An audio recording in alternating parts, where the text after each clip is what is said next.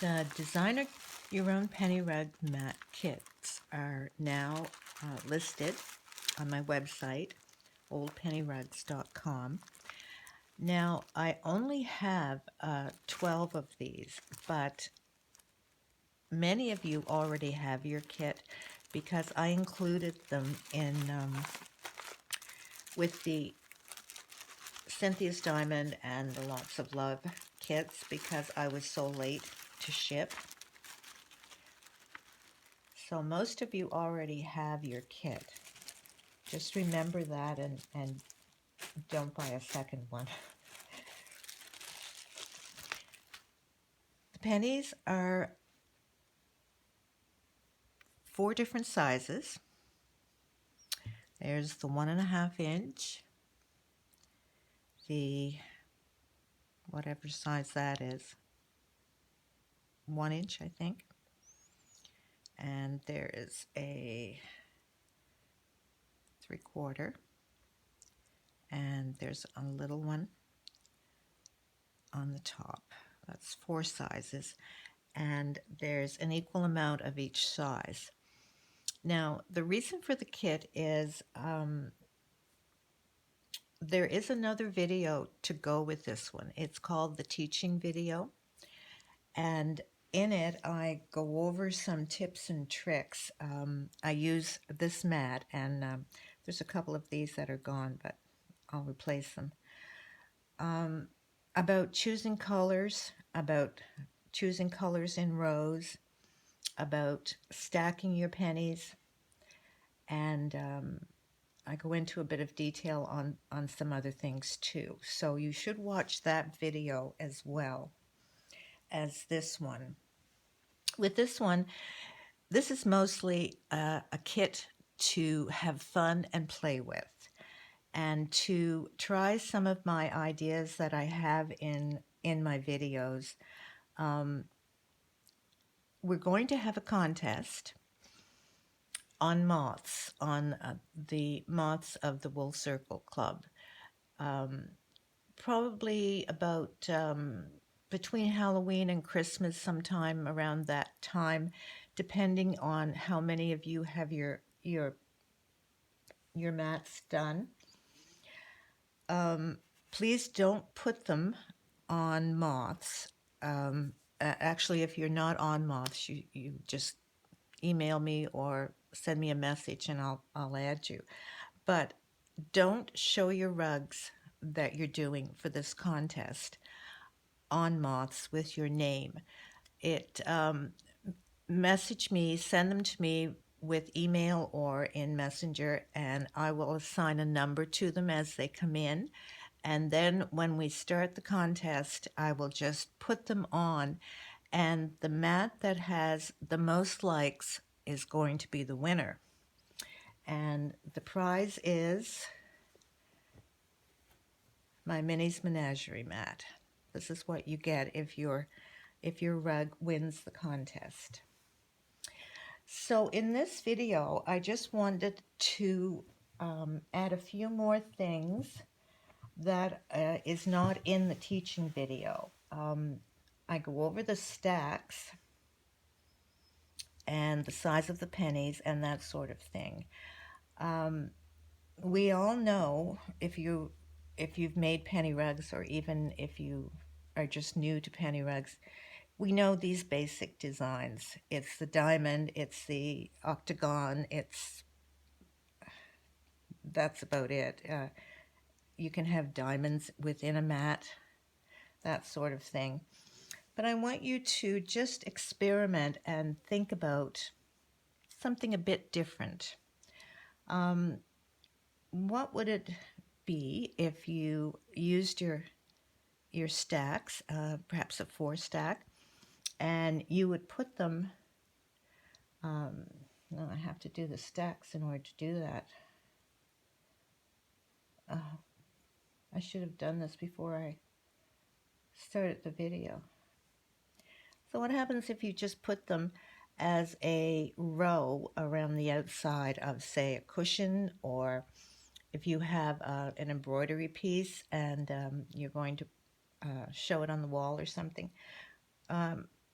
maybe use as a border. You can also use them in clothing. I'm not quite sure what you would do, maybe buttons, place of buttons or something. The other thing is with the layouts. I mean, we all know our layouts, but what would happen if you just scatter them? And let's say you put your big ones in a row.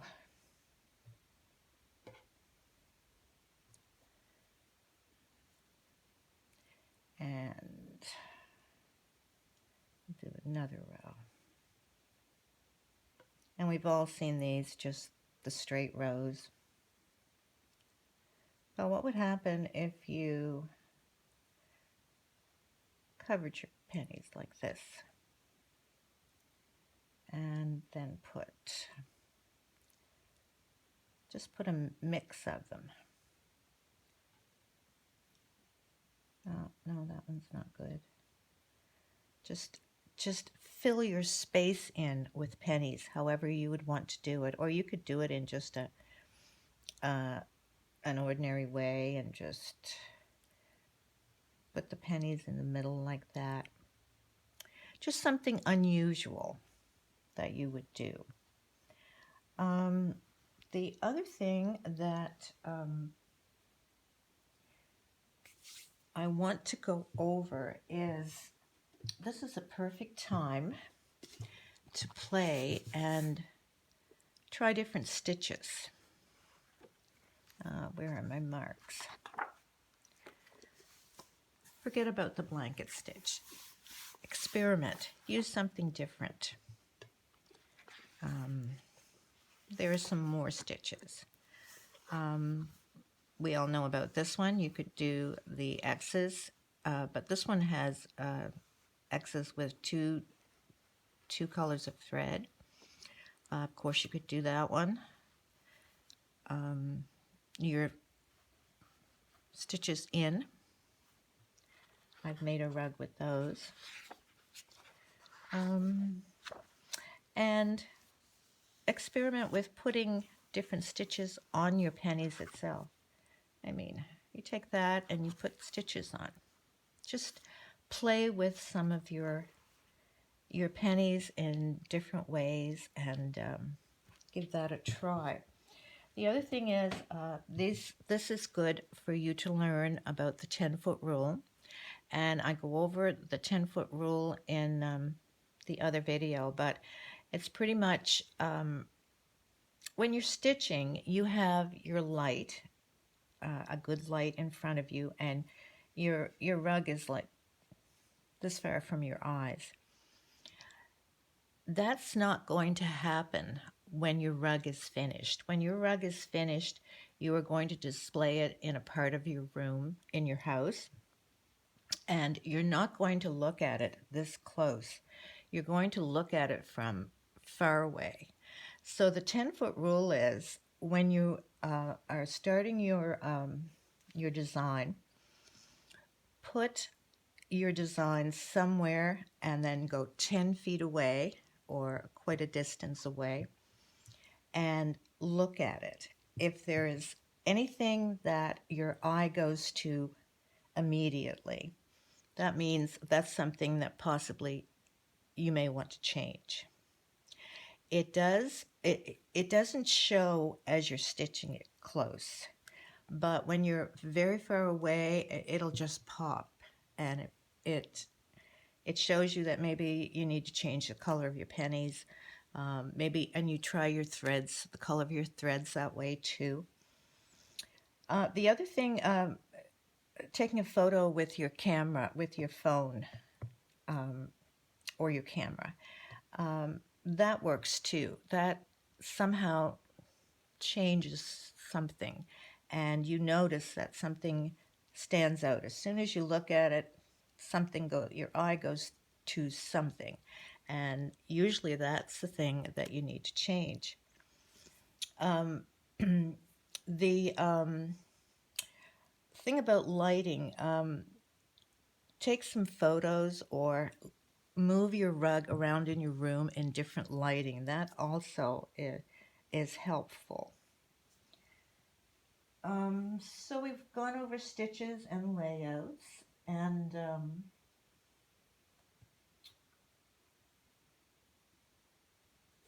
I also think that this may be a good time for you to experiment. These pennies are ironed before they were cut. Some of them. There are a few that are not. Now this one, you notice there. This one is thick and this one is thin.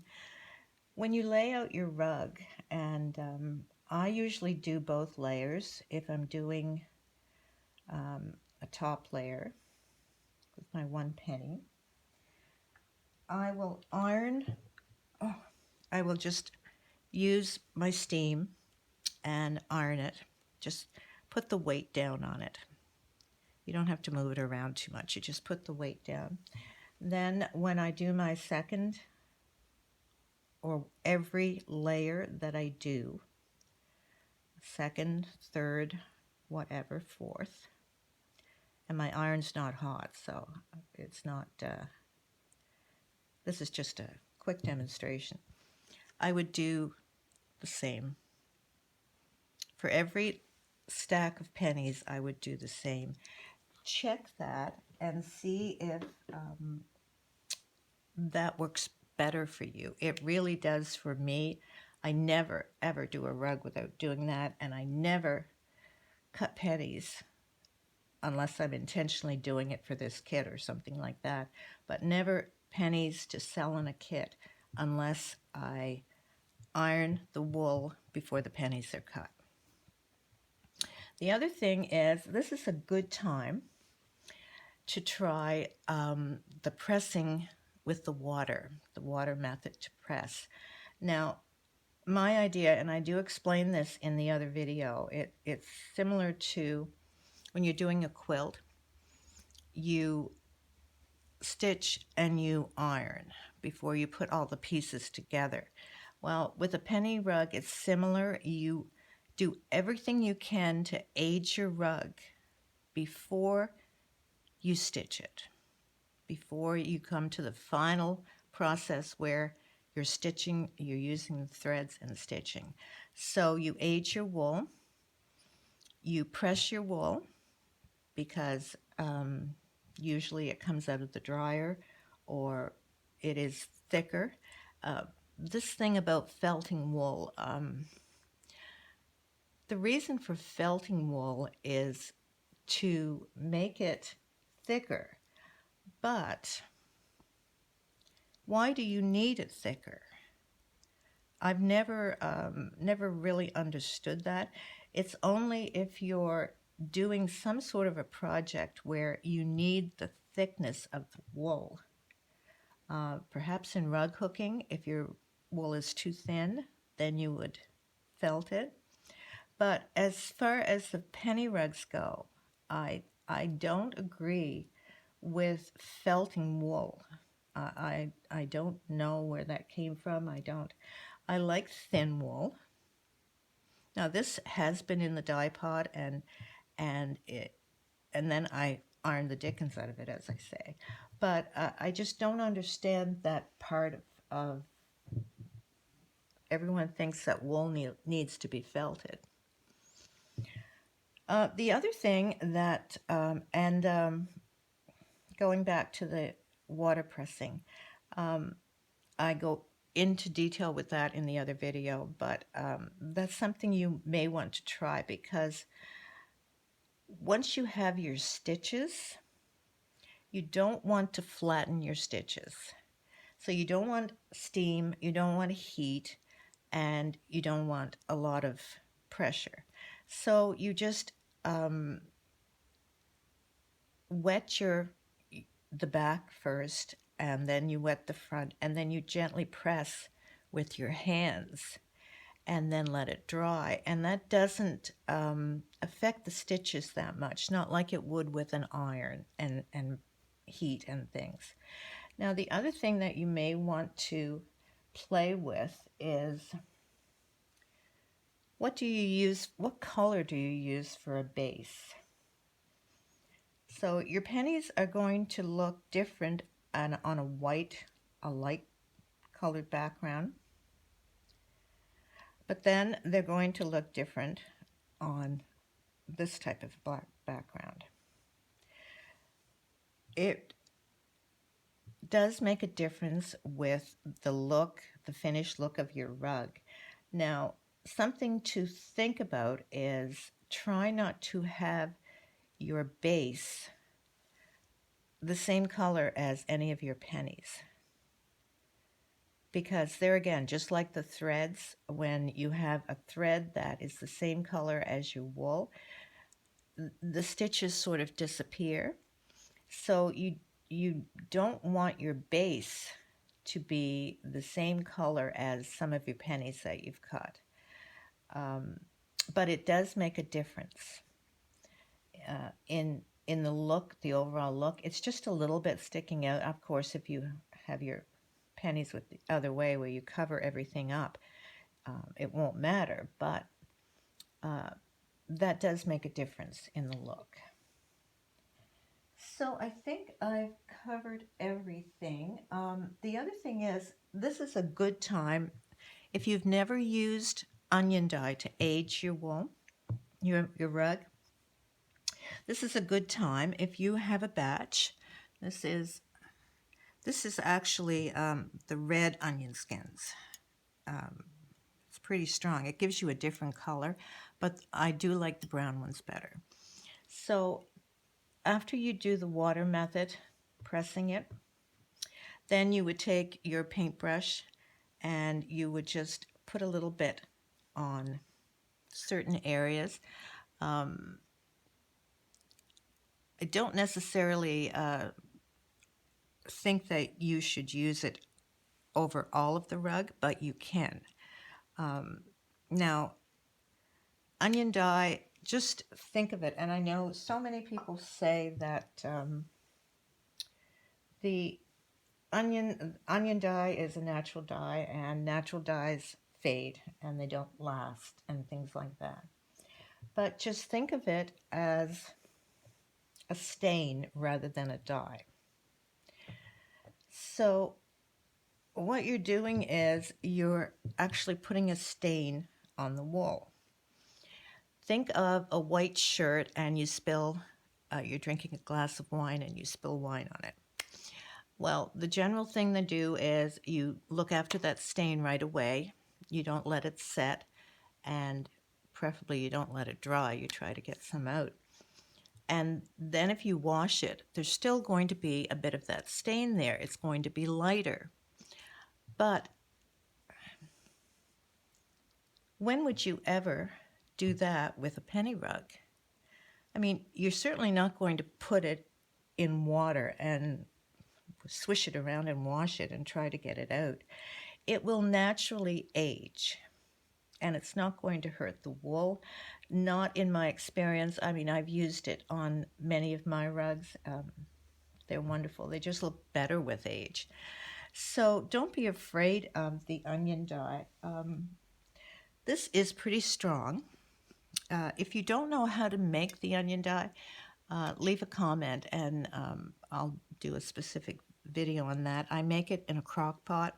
I don't make it like everyone else that seems to be on the internet does. I put the skins in and I do them a couple times.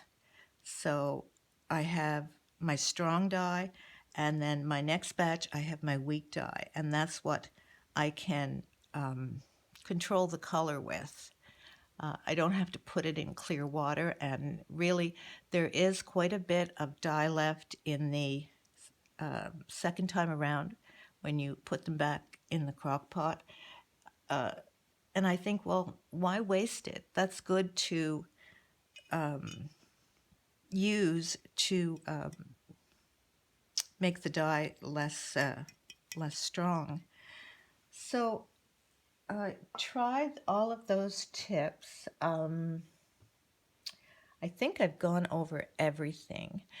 The packages are, as I say, there's 75 of, and I'm pretty sure I have them right because I counted every penny. There are 75 of 4 different sizes, and they are $48 plus $6 shipping on the website, oldpennyrugs.com. Just please remember my moths and my customers that have bought this rug kit and this one. Please check to see if you are some of the customers and some of the moths that I sent this kit to free, so you don't buy 2 kits. That's about it. I hope you have fun doing your design. Just remember there are no rules. There are only new adventures. Try new things. Learn from every rug. Think, well, what if I did that? What if I just took that penny and I did embroidery on that? What if I just took the pennies and this way? Oh, gosh. What if I just stacked a penny that way and did such nice embroidery on here? What if I didn't use the same shade of thread everywhere? What if I put different shades of thread in the design? What if I put one shade here? What if I put another shade here? There's just so many things that you could do. And I have dyed the pennies to all blend together. They just look so nice in the bowl. They look nice just to be in a bowl. So yes, just expand your ideas a bit from just a basic layout like these and just a basic 1, 2 stack, 3 stack. Try something different and have fun. Most important is to have fun and enjoy your stitches. And of course, make sure you send them in for the contest. And if you're not a member, if you're not a moth already, if you're not one of my moths, please message me and we'll get you on there.